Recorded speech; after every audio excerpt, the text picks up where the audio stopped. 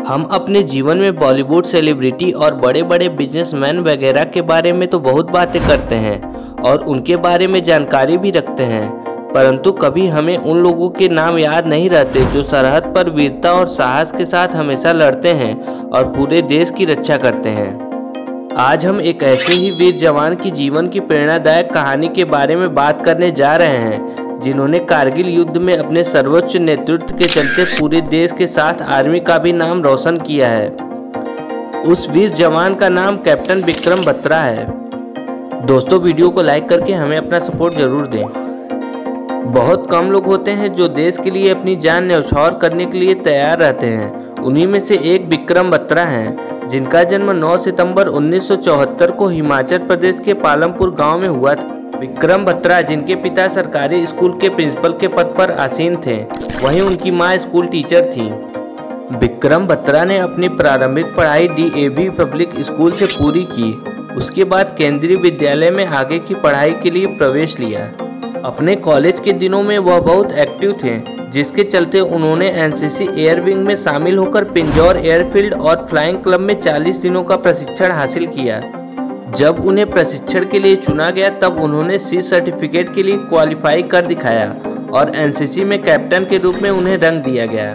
गणतंत्र दिवस की परेड में जब उन्होंने 1994 में NCC कैडेट के रूप में भाग लिया, तब देश के प्रति देशभक्ति ने उनके दिल में जन्म लिया और फिर उनके मन में भारतीय सेना में शामिल होने की इच्छा जगी, जिसके चलते 1995 में अपने कॉलेज के दिनों में हांगकांग के मुख्यालय वाली शिपिंग कंपनी ने मर्चेंट नेवी के रूप में उन्हें चुन लिया, परंतु उनका इरादा कुछ और था।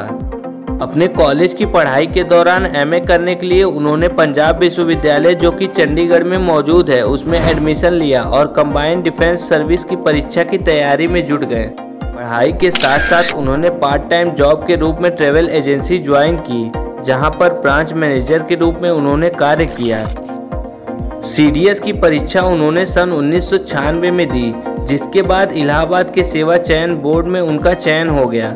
वहां पर कुल 35 उम्मीदवार का चुनाव हुआ था, जिनमें से एक नाम विक्रम बत्रा का भी था। भारत के प्रति उनकी देशभक्ति इतनी अधिक बढ़ गई थी कि उन्होंने कॉलेज छोड़कर भारतीय सैन्य एकेडमी ज्वाइन करना ही सही समझा। उनका प्रशिक्षण पूरा होने के बाद जिस क्षेत्र में आतंकवादी गतिविधि बहुत ज़्यादा थी, बारामूला जिले, जम्मू और कश्मीर के सोपोर में उन्हें भेज दिया गया। उसके बाद उनका प्रशिक्षण यहीं नहीं रुका, उन्हें यंग ऑफिसर कोर्स पूरा करने के लिए 5 महीने की अवधि के लिए इन्फेंट्री स्कूल महू में भेज दिया गया।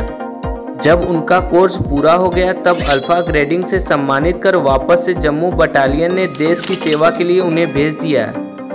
कारगिल युद्ध से पहले होली की छुट्टियों के दौरान वे अपने घर आए थे। उस समय अपनी मंगेतर डिम्पल चीमा से अपने फेवरेट कैफ़े में वे मिले। उस समय डिम्पल को विक्रम की बहुत चिंता हो रही थी, तो उन्होंने विक्रम को कारगिल युद्ध के दौरान अपना ध्यान रखने के लिए कहा। तब विक्रम ने डिम्पल से कहा कि या तो मैं अपनी जीत का तिरंगा लहराता हुआ आऊँगा या फिर उस तिरंगे में अपनी आँख मूंद लिपट कर आऊँगा। उनकी वीरता कुछ ऐसी थी कि इन्होंने 1999 के कारगिल युद्ध में अपनी महत्वपूर्ण भूमिका अदा की। अपनी छुट्टियां पूरी कर जब वे वापस सोपोर अपनी बटालियन ज्वाइन करने आए, तब उनकी बटालियन को शाहजहांपुर उत्तर प्रदेश की तरफ जाने के लिए कहा गया। विक्रम बत्रा ने अपनी बटालियन 8 माउंटेन डिवीजन के 192 माउंटेन ब्रिगेड के तहत आतंकवादियों का सफाया करने का कार्यकाल जम्मू में पूरा कर लिया, इसलिए उन्हें और उनकी बटालियन को वहां से निकलने का आदेश दे दिया गया। पाकिस्तान की सेना ने भारतीय सेना के खिलाफ सेक्टर में मजबूत किलेबंदी कर रखी थी, जिसमें स्वचालित हथियार प्रबलित।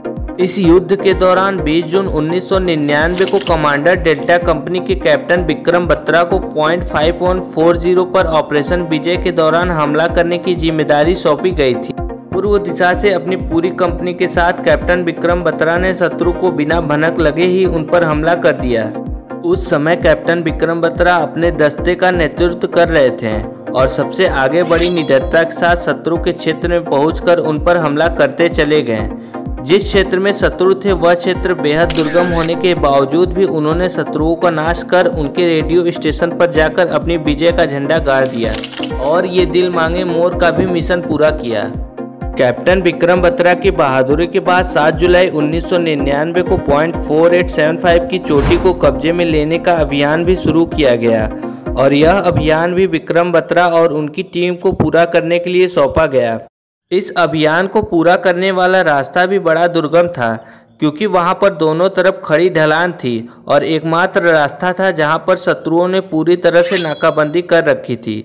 इसके बाद भी कैप्टन विक्रम बत्रा ने पूरे जोश के साथ वहां जाने का निर्णय लिया और वहां शत्रुओं पर आक्रमण किया। कारगिल युद्ध के दौरान कैप्टन विक्रम बत्रा को काफ़ी गहरी चोट आई थी, जिसके चलते कैप्टन विक्रम बत्रा वीर गति को प्राप्त हुए, परंतु अपनी आखिरी सांस तक देश के लिए वे लड़ते रहे। कैप्टन विक्रम बत्रा ने जिस वीरता से भारत देश के लिए युद्ध में अपना कौशल दिखाकर वीर गति को प्राप्त हुए, उसके लिए उन्हें मरणोपरांत भारत सरकार द्वारा परमवीर चक्र से सम्मानित किया गया। हमें उम्मीद है कि द बाउंस बैकर की ये वीडियो आपको ज़रूर पसंद आई होगी। अगर वीडियो अच्छी लगी तो वीडियो को लाइक करके चैनल को सब्सक्राइब कर दें।